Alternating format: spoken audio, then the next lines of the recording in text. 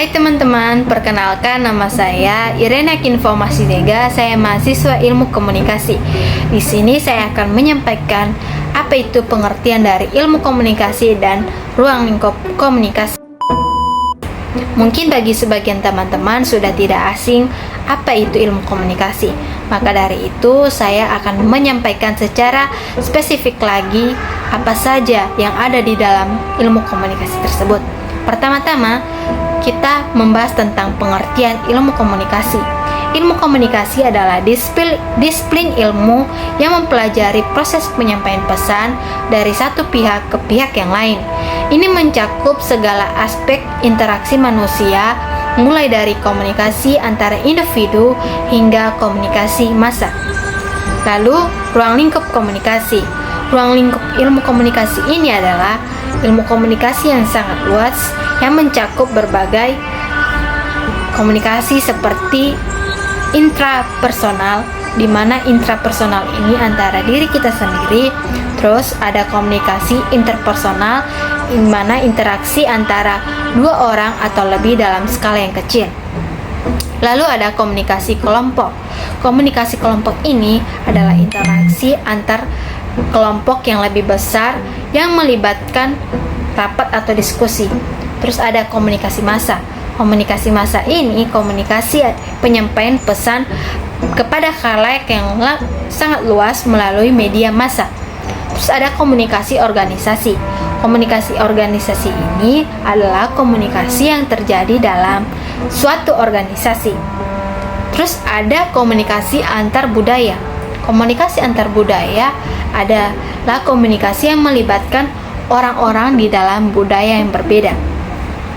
Setelah mengetahui cangkupan dari ilmu komunikasi dalam ruang lingkup komunikasi, kita akan membahas tentang apa aja tujuan dari ilmu komunikasi.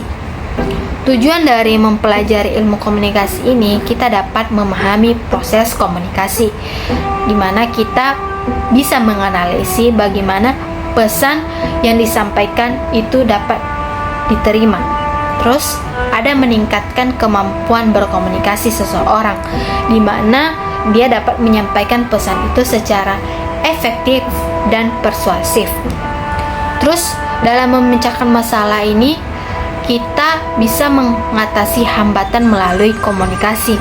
Lalu menganalisis media, di mana memahami pengaruh media massa terhadap masyarakat.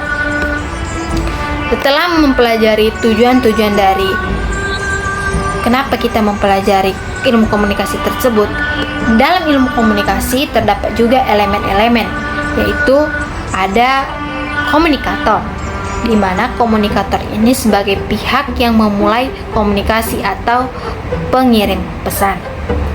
Terus ada komunikan sebagai penerima pesan.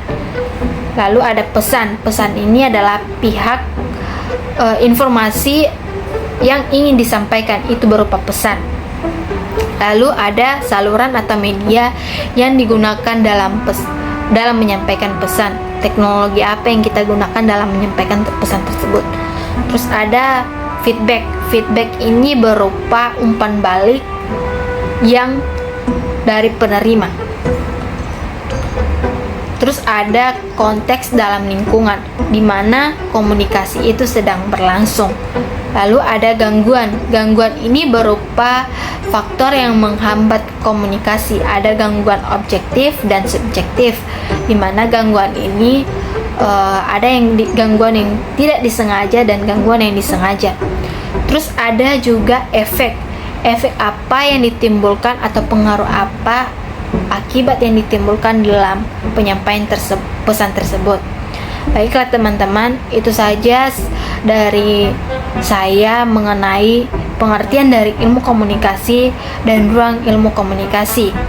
Saya harap dengan saya menyampaikan ini, teman-teman semua mendapatkan pengetahuan baru tentang ilmu komunikasi dan ruang lingkup komunikasi dan apa saja yang ada di dalam ilmu komunikasi tersebut. Sekian dari apa yang saya sampaikan. Terima kasih dan sampai jumpa.